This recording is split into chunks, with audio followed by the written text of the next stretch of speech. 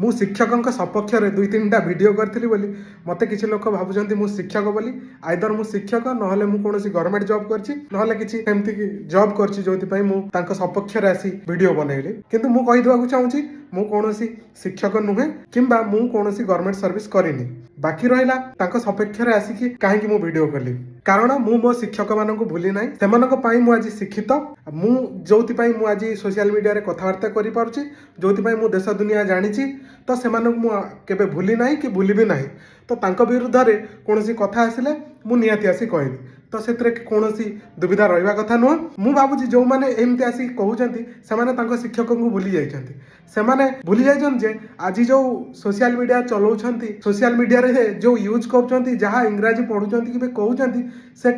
शिक्षक मानक देय आ मु निजे गोटे गवर्नमेंट स्कूल ही पढ़ी कि मु गोटे प्राइवेट कंपनी रे काम करे आ मु सेइतरे खुशी अछि मोर कोनोसी दुख नाही जे मु गवर्नमेंट जॉब करबार थला मु ट्राई करथिली मु हेई पारिलिनी इट्स ओके जो माने मो संग साथी किछि अछंती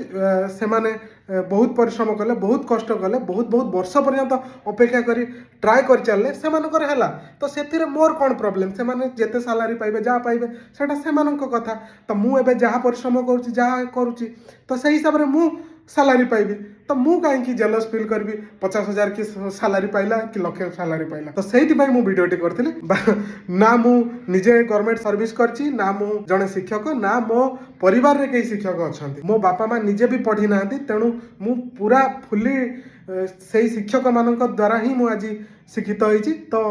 मो भाषा रू भी जानी पारथि आ जो माने ए भाषा लिखुचंती जो कुभाषा व्यवहार करी कमेंट करुचंती तो सेमाने कहवा यथार्थ कहीं सेमाने शिक्षित हो पारे तो सेमाने वैल्यू केमिति जानिबे शिक्षकंकर महत्व केमिति बुझिबे